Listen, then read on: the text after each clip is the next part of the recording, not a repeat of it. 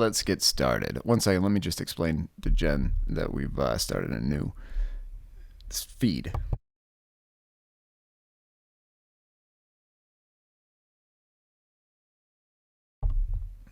So again, I'm sorry about that little mix-up. No worries. We're going to have this video recorded still, and I'll put it up on YouTube as well, so nobody's going to miss anything. Here we have the default interface for Adobe Photoshop 2020.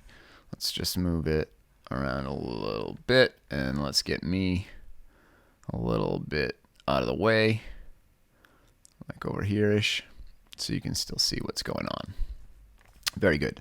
So in Adobe Photoshop, we're gonna create a brand new document because we're gonna start drawing. Now you'll see that I have this Wacom tablet here. Some people call it Wacom. I call it Wacom because it's fun to say. So I have this Wacom tablet, and it allows me to draw in Photoshop and use this pen as my my mouse, basically, in the computer. So this allows me to do drawing and writing and things like that, and it gives me some control over over the brush feel and settings. Like if I press really lightly, I'll make a light brush stroke, and if I press hard, I'll make a hard dark brush stroke. So this is very helpful for doing what we're going to try to do. So first off, I'm going to make a new document. So I'm going to go up here to File and then New, or you could hit Command or Control N on your computer if you were a shortcut kind of person. And that brings up our dialog here to make a new image. So yours might look a little different. I have tweaked some of my settings in Photoshop, so I have a little bit different interface, but your settings should all be the same. So I'm going to make this document, let's name it Mandala, Nelson Mandala, and then we're gonna make this image a square, and we'll do that by naming the pixels. We're gonna say we want it to be 2048 wide by 2048 high, right? I'm gonna keep this resolution at 300 because as we saw in Procreate before, if you don't have a high enough resolution and we start to zoom in things, there's not enough little squares to write in, so things get blurry and you don't have enough detail to do really fine things like pencil sketches and stuff. So we want to make sure that we have a high resolution. 300 is good. That's good enough to print, so that's what we're going with. So we've got 2048 wide by 2048 tall. The resolution is 300 pixels per inch. So I'm going to hit OK, and we'll be greeted with our new square document. Awesome. You see it made a background layer just like it would in Procreate, and we can change the color of the background layer with, actually I would use the fill tool to do that. Let's just leave it white for now. What I wanted to show you in Photoshop is these are actually new functions too within the last couple of years, is the Symmetry function, which allows us to do crazy mandalas and pattern drawing. To get to the Symmetry functions in Photoshop, we can hit B on the keyboard to go to the brush tool, or you could find the little paintbrush over here. I find it's just much easier to learn and use the keyboard shortcuts than to mess around with all these little buttons and windows and stuff, because they get unruly pretty quickly. So I hit B to go to the brush tool, and now I have just a basic brush here that I can scribble with. I'm going to hit Command Z to get rid of those scribbles, and you'll see up at the top there's a whole bunch of little icons and stuff. I can set blend modes, and I can change what brush I'm using and the settings for that brush here. I can set my opacity and flow. I'll explain these things to you in a little bit. But what I want to call your attention to over here is these two little icons. One of them looks like a butterfly. This little butterfly icon here is the new Symmetry tool in Photoshop. This little target looking icon over here is to control the pressure sensitivity of my pen, right? So if this button isn't pressed, my Photoshop won't recognize the pressure that I'm putting down with my pen. So if you have a pressure sensitive tablet like this, you'll want to make sure that you have this button turned on so that it works, okay? Then next to that, we have this Symmetry tool. So let's turn on the Symmetry tool. And when we click on this little icon, there's a whole bunch of options here. similar to the ones we saw in Procreate, but there's more options. Let's start with, let's go through them all so you can see what they do. Let's start with vertical, right? So a vertical gives me just a line here across the screen, and it puts it in what you call a bounding box. See how it has these little squares around the corners? The bounding box allows us to do things like resize and rotate elements. So we would call this an element, I think. I would call this an element. And the bounding box gives us the controls to manipulate and transform that element. So this is giving us a horizontal rule, a vertical rule right in the middle of the page. And if I want to accept its size and its placement, which I do, then I can come up here to this little check mark here. And when I click this little check mark, those blue lines go away, the bounding box goes away, and I'm left with just this line in the center of my image. Now, anything that I draw on one side is replicated to the other side. So I can just come down here and do little doodles, little swirlies, right? And I'm making an intricate pattern. And then we can similarly fill this with color. It's not as cool and as fun as it is on the iPad in Procreate, where you can just drag the color and drop it. Photoshop has a tool for filling color like that. It's the bucket tool. It looks like a little bucket. It's over here, and the keyboard control to get to it is G. So Photoshop also does this thing that's super annoying to me. In these toolbars, you'll notice that some of these tools have a little tiny arrow to the right, bottom right of them. That means that there's multiple similar tools that are bundled in that icon. They're like kind of just crushed to save space because there's so much functionality, so many tools in Photoshop. So some of them are like in drawers kind of. And sometimes the one you're looking for is lost inside the drawer. So that's another reason that the keyboard shortcuts can be really helpful, because they can help you jump to at least the drawer your tool is in. Like you'll see by default, I think the toolbar shows this as the gradient tool, and a gradient tool will help you draw a gradient like that, right? Which is not what we want. So if you're looking for the bucket tool over here and you don't see the bucket tool, you can go to this little gradient tool or hit the G key. That's why it's a G, for gradient. And then if you hold down or right click there, I don't remember which it is with the mouse, then you get access to all these other tools that are similar. So we want to use the paint bucket tool, and I'll pick my color over here. We'll pick this, I don't like yellow. We'll pick blue. We said we like blue, and let's fill some shapes with blue. And then we'll pick purple, and we'll fill these shapes with purple. Now, you'll see, like I always do, I messed up here and I drew this on the background instead of in a new layer. So to recover from that, what I'm going to do here is I'm going to click that little lock in the layers. Do you see there is a little lock there? The background layer is locked by default so that you can't like accidentally delete the background. You have to be intentional about it. So if I unlock the background, I can just create a new layer here, and I'll drag that back. And I'll just fill that with white, and I'll make that the background, right? Or I'll just leave it alone. So I'll delete that. So what we really want to be doing is creating new layers for our work, so that we leave the layers underneath untouched, right? Maybe not every change that you make, but the major ones. So right now you'll see that's filling the whole screen, because you can see here it's not connected, my lines. So this isn't actually a shape that it could fill. It's filling the whole of the page. This is a handy trick that I want to show you. So I'm using my pen basically to control all of Photoshop, but I use my left hand to control that's the left side of my keyboard, and there's some important functionality there, right? So if I want to zoom into an area in Photoshop, I can hit sorry, forgot how to do it. It's Command and Spacebar. I hit spacebar and then command here on my keyboard. I think in Windows that is control option. And then as I move my pen right to left, it zooms in that area. So I can actually drop this little magnifying glass on the area I want. Let's see, we want to work on this. I'm holding down Shift and Command on my keyboard. And as I drag to the right, it zooms in. As I drag to the left, it zooms out. That's super handy.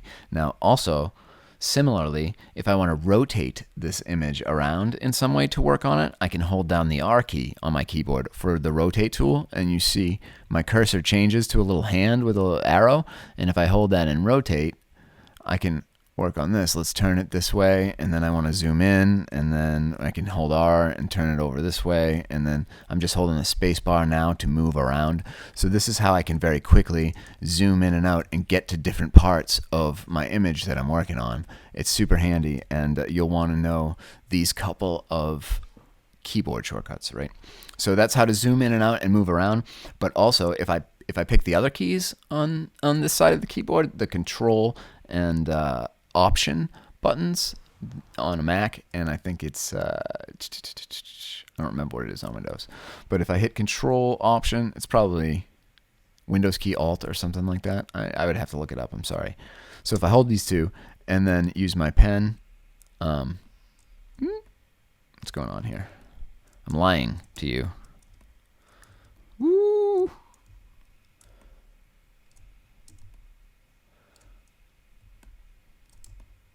Not working on me. I might have it like that option shut off or something, but this should allow me to control the size and the density, the hardness of my brush. Maybe it's not working. Oh, it's not working because I wasn't on the brush tool. I'm sorry. This shortcut only works if you're using the brush tool, and if I hold Control and Alt and I drag to the right, it makes my brush bigger. And if I drag to the left, it makes my brush smaller. So that's helpful. So now I'm zooming in. I'm moving around here. Let's take a look at that. I want to draw in there, but my brush is way too big, so I can hold Control and Alt and then just make that a little bit smaller. And now I can draw inside here, right? So that's handy. So not only does it control the size by going right to left, I can control the hardness or how sharp the edges of this brush are by going up and down. So if I go all the way down, it makes this a very hard brush. If I go up, it makes it nice and feathery, so I could get in and blend things. And you can change this very, very quickly. It's a little bit different in Windows. So if you're using Windows and you want to know how to do this, you could either look it up or ask me, and I will find out what the actual keys are in Windows. I know it can be done because I also use Windows, just not primarily. So that's where we are. So we're talking about mandalas, and I was showing you the symmetry tool. And right now we have kind of horizontal symmetry. I've moved this around and messed it up. So let's just delete this layer and start fresh. I'm going to delete all the layers, and let's make a new background layer and just start over. Fill this with white. GGG. White. Boom. So I'm just going to name layer 1 now is going to be our background layer. Background. Background.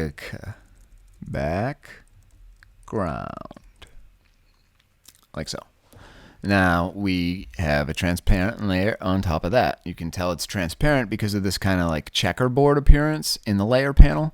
You can see that it's not filled with any color. There's nothing there. It's completely transparent layer. So when we draw on this, that's all that's going to be on it is our pen strokes.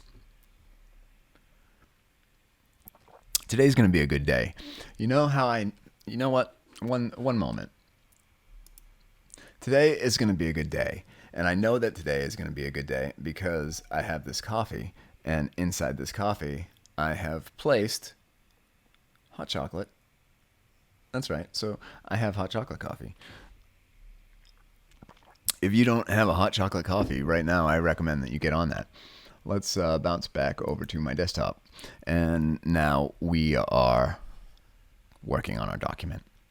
So I'm gonna hit B here in Photoshop to go back to my brush tool, and then let's explore this little butterfly menu a little bit more. So if I click on this symmetry button, we could turn the symmetry off, which is going to get rid of that little rule that was in the middle.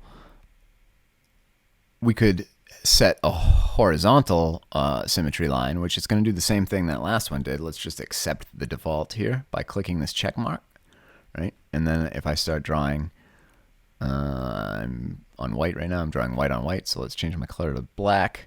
If I start drawing, now we get this kind of effect, right? The mirror effect that way, which can be very fun. Let's see what else we've got. We've got dual axis, which is a square. Like, so we have quadrants here that we can draw in. Let's accept the default size here by checking this little check mark. And this is similar to what we were doing in Procreate, right? So you can just kind of whoopie-doo, doodly-doo, make your shapes and fill them with colors this way, right? Let's get rid of all that. And then we have some more here, diagonal, which is cool. Let's say we wanted to draw, like we're drawing a wreathy thing. So you could do like a leaf and then another leaf and another leaf, right? And maybe you don't want your entire image to be this thing that we're making right now, but this could help you draw design elements that you could then, you could save this as picture of a fern, right? And then you could import that picture of a fern and use it in your other compositions. So you can think of it that way. You could use it to make parts, to make other parts, or you could just draw something cool in here because it's neat and slanted and twisty. And it doesn't, I don't think you have to do it, right along the line. It gives us the whole page to draw this way. So you can make all sorts of funky symmetrical designs, right? That's cool. That's our diagonal one. Let's get rid of those scratches. And we'll pick wavy, which is interesting. So I'm going to rotate this one, right? It gives us, by default, every time we pick one of these different symmetry options, it puts it in a bounding box for us to control the size and rotation and shape of, right? So the first thing I'm going to do is I'm just going to rotate this one down so it's horizontal instead of vertical. And then I will check the little check box, right? So now my wavy line is in the middle. And as I draw along it, I'm just drawing along this wavy line. And I'm making a little thing. And it's like beady. And it's got, whatever. I'm not being very precise. But you see what it does. And you can transform and mess with this line, which is pretty funky. Now let's get rid of that. And what else we've got here? We've got a circle. If you wanted to draw around a circle. So you would use this for like drawing maps or logos. You could do all sorts of funky stuff with it. Right? This looks like a map or a globe to me, which makes sense being that it is a circle, I think. I'm not sure. The jury's still out on if it's like a 3D circle or if it's just a flat circle. If it's a flat circle, is it still a circle if it's flat? It is still a circle, right? If it's not flat, it's a sphere, right? So what we're not really sure about, I guess, in society now is if it's a sphere or a circle. I don't know. This right here, I'm pretty sure is a circle though. So we have a circle. Let's hit our symmetry box and check out spiral. So this gives us like our Fibonacci kind of spiral thing, like a little wave, which is weird. I couldn't figure out what to do with it. I was trying to just draw in here originally when I was playing with this one, but then I saw somebody else on YouTube doing it, and what you do is you draw your little designs around the spiral. And it makes like this is ugly, but it makes your cursor mirror that, but it's mirroring it along this spiral, which is, I don't know. What I saw that dude do was way cooler than what I'm doing. So I guess you would keep these small probably if you were trying to do just like a little scorpion guy, scorpion tail. It's kind of fun. I can't think of many practical purposes for using that, but it's neat. Get rid of that. And also, you know what's interesting about all the things that I can't find any practical purposes for? Always at some point later, I'm like, oh, I need to figure out how to do this thing. And then that is the exact practical purpose for the tool, right? So, I mean, the people that built all of these things did all of these things for a reason. They're to support somebody's workflow. Architects use Photoshop differently than painters do. Photographers use it differently. People that are doing marketing and flyers or ad design and magazines and stuff like that all use Photoshop, and they all have a different set of stuff they're trying to accomplish. So that's why there's so many different tools in here. So what we have here, I selected, I forget what it is now, is parallel lines. So this just gives us, it's like the vertical line, but there's two of them. So now we are doing this. Woo! Right? Cool. We're getting there, folks. We are getting there. So next to parallel lines, we have radial. And radial is cool because it gives you the next option here of how many segments do you want to have in this. So let's just do 2. If we do 2, then we just get a line. Let's cancel that. We don't want to do 2. We'll go to radial and we'll do, it defaults to 5, but let's just see what 3 is. So if we go to 3, it splits our screen here. It splits our symmetry into this little peace sign, which is cool. So I'm just going to move that around a little bit until I'm satisfied and then hit the little checkbox. And we have this biohazard situation. And we could do little swirlies here and the Celtic designs, I guess you would do this way. You'd do like the knots and stuff. So you kind of get it. Now, you see all my lines are not anywhere near as straight or as I don't know, good as I was doing in Procreate. It is a little bit different. I mean, being able to like be down looking right at what you're drawing on. This does require a little bit of hand-eye coordination, but also Procreate has some intelligence in it that's smoothing your lines for you. And Photoshop also has the option for that, right? So if we look up here in the brush tool settings that come up to the top here, you can see we get our opacity and flow, and then there's an option for smoothing. Now, as I turn up the smoothing here, Photoshop will help make my lines more smooth, like more precise. This is way better. Like that spiral looks like a spiral, and this looks like a dead seedling. So now my lines are starting to look like I know what I'm doing more than I do, right?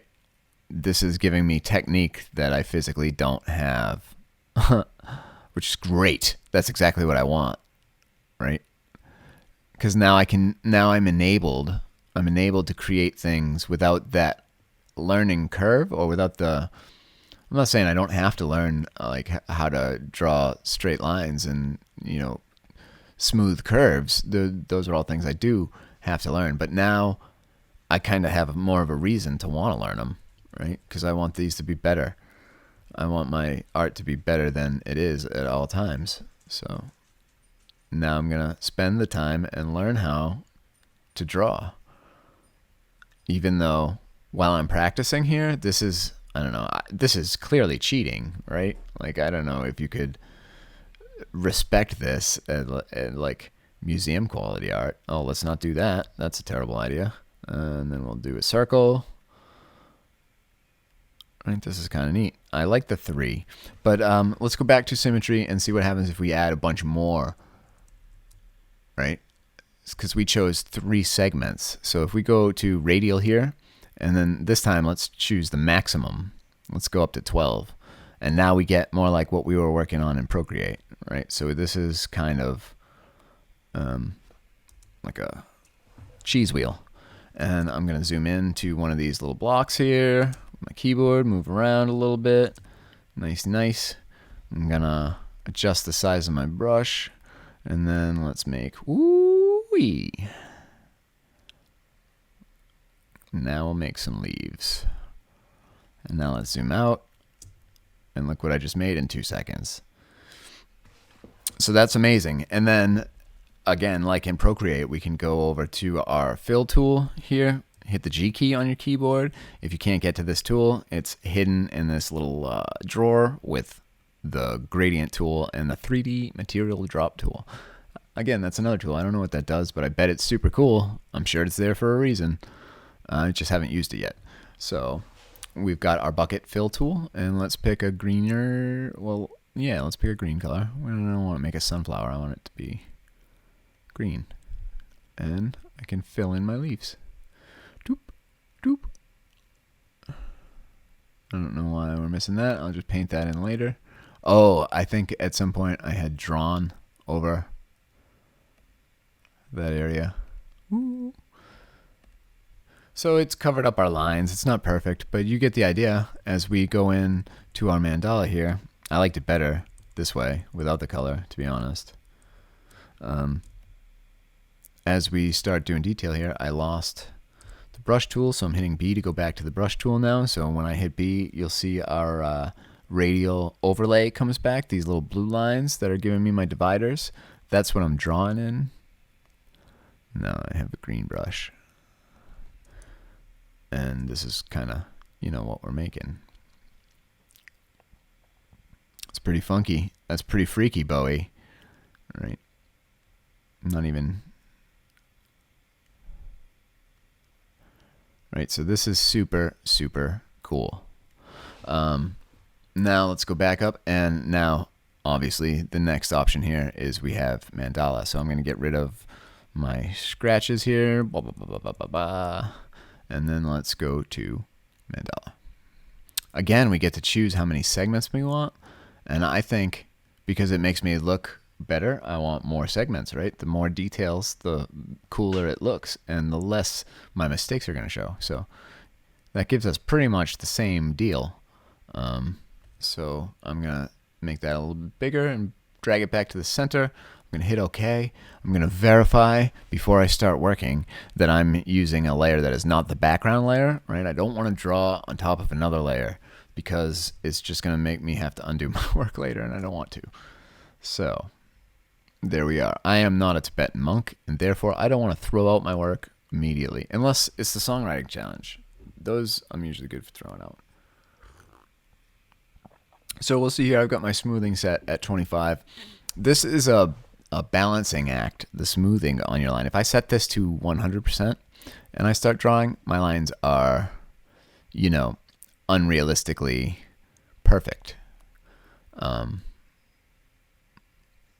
I don't know if that's unrealistically perfect, but they're pretty perfect. Like, I'm not trying really to keep these smooth. Photoshop's doing a lot of this work for me. And the trade-off for being able to have it make those lines smooth is performance, right? You'll see it's not as fast. My mouse is well ahead of the line that's being created. So I'm drawing the shape, and then Photoshop's kind of processing that line, and then when it's done, it catches up, which is fine. You can get used to it. It's weird, though. It's a weird way to work. It feels strange. So I don't often set that to 100. I would set this to somewhere where you can balance the smoothing with the performance of your machine. So there's still a little lag here, but it feels responsive, right? So it feels like I'm really drawing, and that's important. So here we have the mandala set to 10. So let's try and draw a real one real quick. It's 12:37. Let's see what we can do in 10 minutes. So it's 12:37. We'll come back at 12. Well, we're going to stay here, but I'm going to go heads down and just draw for 10 minutes, and we'll see what we come up with. That's what we call it. Jen and I actually had that conversation today she asked what were some catchphrases that you might catch your spouse using, like work phrases. You know, when you hear people say, "Oh, we gotta run it up the flagpole," or really gotta move the needle on this. When those types of catchphrases show up, that was one of them. I don't want to be writing with green. And this brush is too big, so let's make my brush smaller. I'm holding Control Alt, and I'm just going to make my brush smaller, and then let's zoom in to here. Right, and I'm going to start like so. And I'm going to make fine lines, and inside those fine lines, I'm going to make finer lines. And then we'll go around again. And inside here, I'm going to do a little dot. I want my brush to be a little bit darker than that.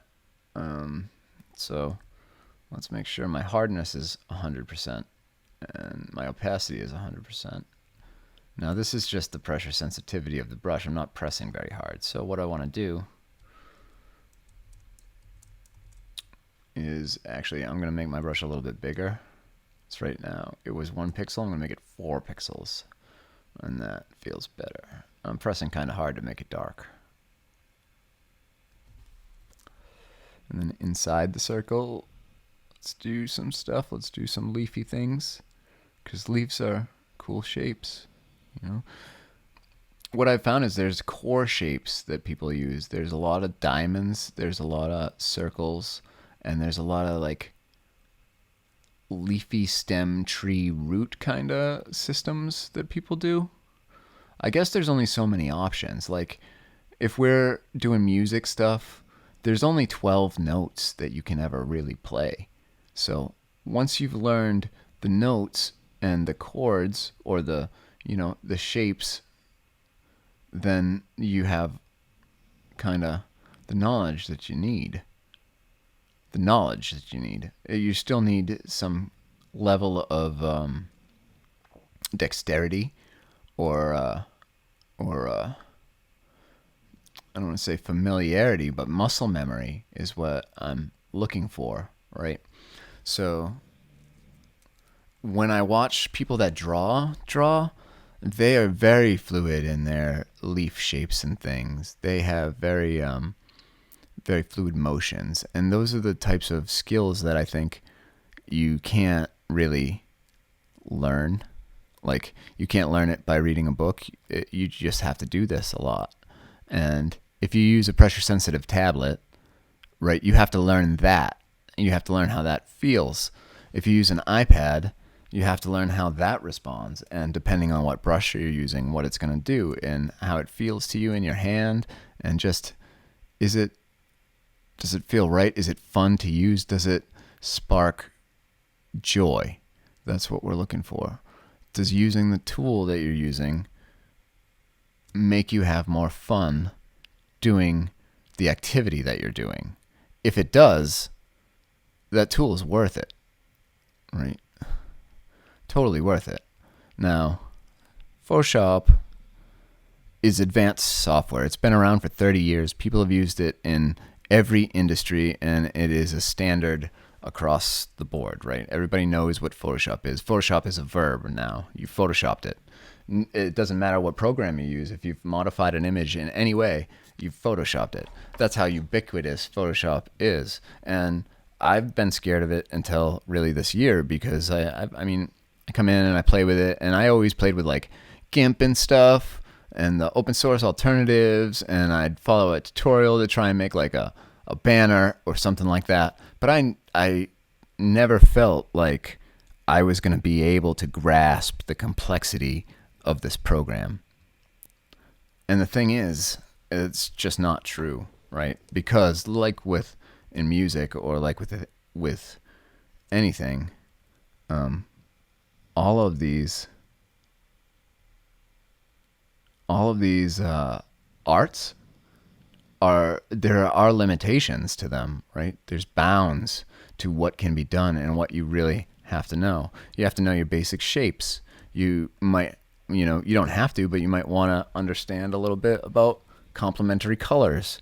You need to practice enough to have the muscle fluidity, I guess, naturality, to draw like somebody that draws, to draw with confidence, I guess. That's what it is.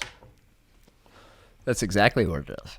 So it's like a singer, right? So singers that are just starting out, even if they're good singers, right? Even if they have a lot of potential, they're usually very quiet. They're shy about it. They're not confident in their skills, and that comes through in their performances, right? They have a shaky voice, or they just, they're not on there. They're not in time because they're so caught up in if they're doing a good job, because they don't trust themselves enough to just assume that they are doing a good job, right? That level of confidence that you see in an artist's work can really only come from time and practice, right? You can't read in a book or learn on YouTube how to become a confident artist. It's just something that, like, at some point, you either decide this is something you want to spend the time to get good at, or I guess you don't have to be an artist, right? You could do this just for fun on your couch, trying to make it like a big deal, just fucking coloring shapes.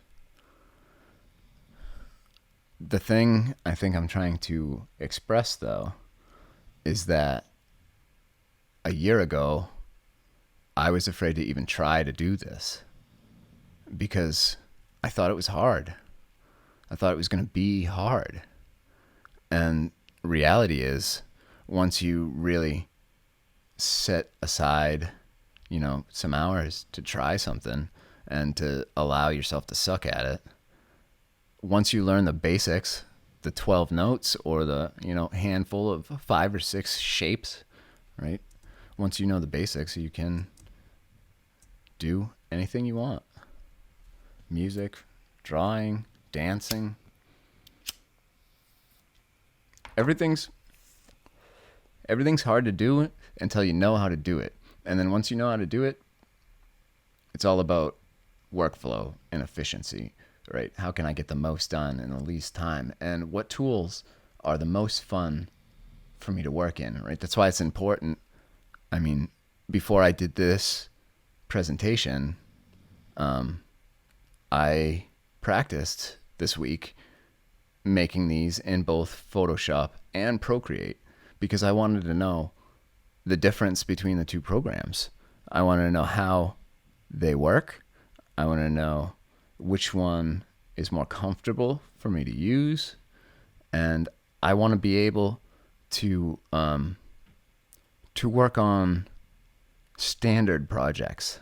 Like, say I get a gig to work on a magazine article or something like that.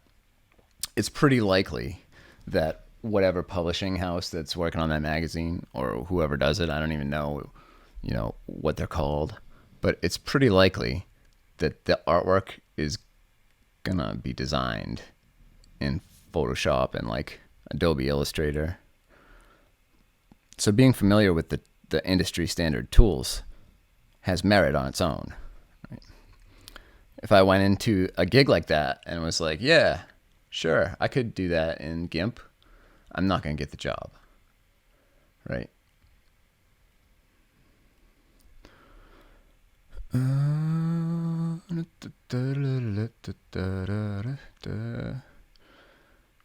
I don't want to say that it's pay to play. You definitely don't have to. And there are people that make, super fruitful careers working on just like iPad apps. So if you were to use Procreate, I've met a few people that have made full careers just drawing things in Procreate and like making out new brushes and stuff.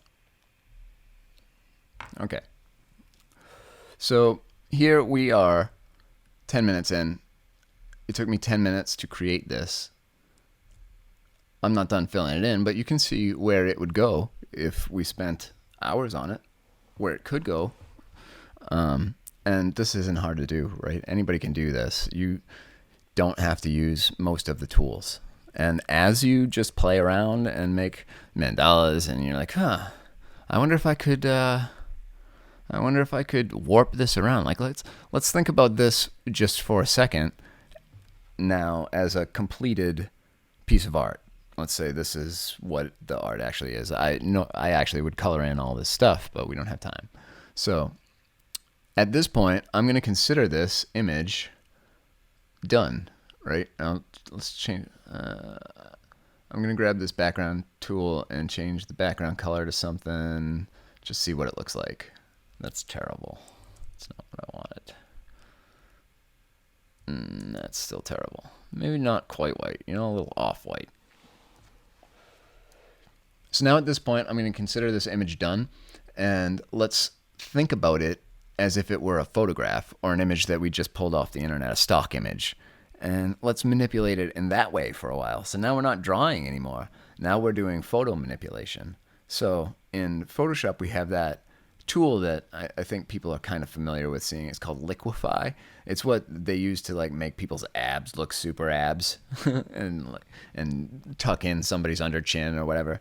So that's what you would use it for in photography. But let's use the liquify tool to smudge these colors around. So what I'm going to do is over here in my layers, I'm going to take both of these and I want to merge them together to make one layer. So I'm going to right click. Where do I merge layers? Is down here.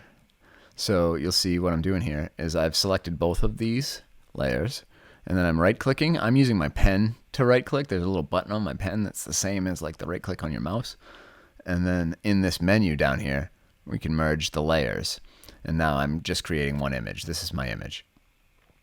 Now up here in filter, there's an option for liquify. So let's go to filter and then liquify. Gnarly. So it brings up our image here in a new kind of a new tool. This is a whole new set of tools, and it gives us some options over here in the corner for the liquify tool. The first one is what's used most commonly, and this is to like push out. So if I grab this tool, I can kind of stretch these pixels out like so, right? And we're just warping the image a little. It's no longer symmetrical because I'm not doing this in a symmetrical way, but that's kind of the point of the exercise, right? I'm just messing with the image. So this is what warp does, but there's some cooler options in liquify that can get funky. Like this one here, it's like the fourth one down, twist clockwise tool. It's a tool, and we can take it with our giant brush here. Look how big my brush is. I'm gonna make my brush smaller, right? Just by Control and Option, and then I'm gonna use my pen to make it smaller.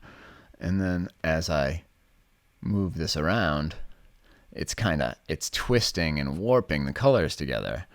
Let's make the brush bigger. Whoa! So this is something you obviously could not do on a piece of paper, right? You can make things that can't be made. Oh man, this is why I smoke weed, right? Do you get it? Can you see? Do you understand now why I smoke weed? Because I could just sit here for an hour and do this. All right, well, let's not do that because that's a waste of your time. Let's cancel this. So I just wanted to show you the possibility. Now, this is how you draw mandalas. It's fun to do. I recommend that you try it. I'm sorry about the light. It's really bright in my eye because there's this window up there, the sun window. Let's change the aperture of my camera and get really dramatic and cinematic. Dun, dun, dun, dun, dun, dun. So today we've been drawing in Procreate and in Photoshop. I'm sorry we got disconnected in the middle there. I don't know what that was all about. But we made it through, and this is how it's done. So you play around. If you have better methods, if you know the shapes, like different leaf shapes and like the common shape, the smoke is making my camera go out of focus. If you know the different shapes and stuff, then maybe share them with us and teach us the building blocks of these things, because I'm just kind of scribbling, obviously, right? Thank you for hanging in there with me today, and I hope you're getting something out of these sessions. If you are, tell me, and I'll keep doing it. If you want to see something specific, then let me know, and if I can do it, I will. And I will see you next week. We'll do some kind of art thing with computers on Saturday morning. It'll be awesome. I hope everybody has a good week. It's nice outside, so enjoy springtime. Bye-bye.